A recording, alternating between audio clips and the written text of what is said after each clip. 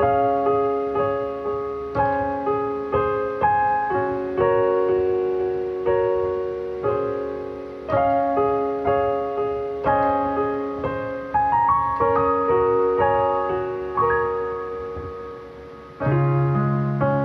karunia dan damai sejahtera dari Allah Bapa kita dan dari anaknya Tuhan Yesus Kristus menyertai kamu sekalian. Amin. Shalom saudara-saudari sahabatku semua di dalam nama Yesus Kristus. Firman Tuhan yang hadir menyapa kita hari ini, hari Jumat tanggal 21 Juni 2024, tertulis di dalam kitab Yeremia pasal 14 ayat 21. Mari kita simak dan renungkan firman Tuhan yang menjadi kekuatan dan inspirasi untuk menjalani hari ini demikian. Janganlah engkau menampik kami oleh karena namamu, dan janganlah engkau menghinakan tahta kemuliaanmu. Ingatlah perjanjianmu dengan kami, janganlah membatalkannya. Unang tung abolokon hami ala ni goarmu, unang tung paurak habangsani hamuliaomu, sai paingot-ingot, unang tung muba padan nabi nahemmu tuhami. Demikian firman Tuhan.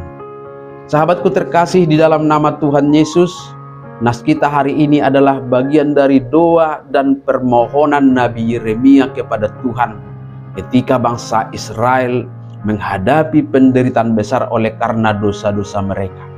Yeremia memohon belas kasih Tuhan agar tidak menampik dan menghukum mereka oleh karena dosa-dosa mereka, melainkan demi nama dan kemuliaan Tuhan sendiri.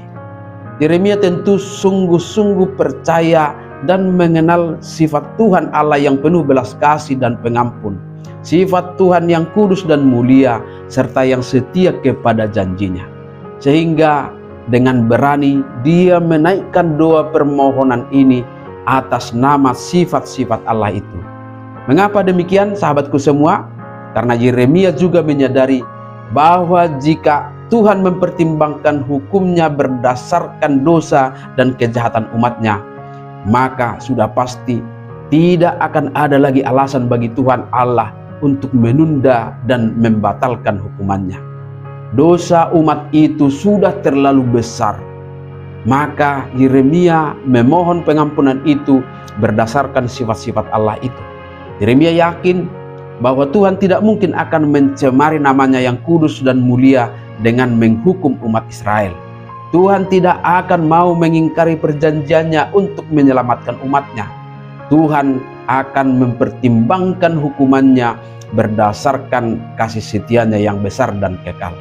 Sahabatku semua, firman Tuhan mengajak kita supaya selalu menyadari bahwa dosa-dosa dan kejahatan kita lah yang menjadi alasan bagi Tuhan akhirnya harus menghukum kita.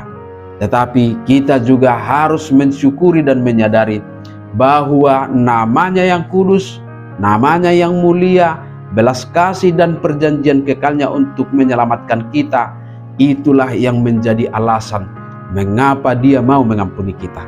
Dengan demikian kita pun harus tetap rendah hati di hadapan Tuhan.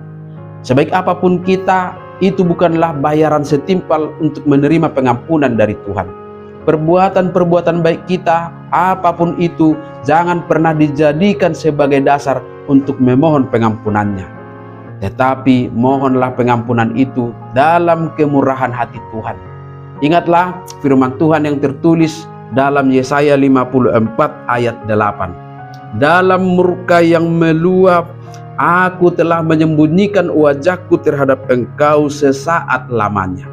Tetapi dalam kasih setia abadi, aku telah mengasihani engkau, firman Tuhan penebusmu.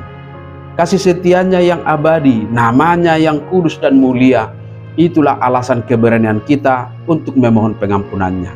Sembari terus berjuang melawan dosa dan kejahatan selama hidup di dunia ini, kita harus tetap setia untuk hidup dalam firman-Nya dan melakukannya setiap saat untuk menjadi bukti bahwa kita menerima belas kasih Tuhan di dalam nama Yesus Kristus Tuhan kita. Amin. Selamat beraktivitas, Tuhan memberkati.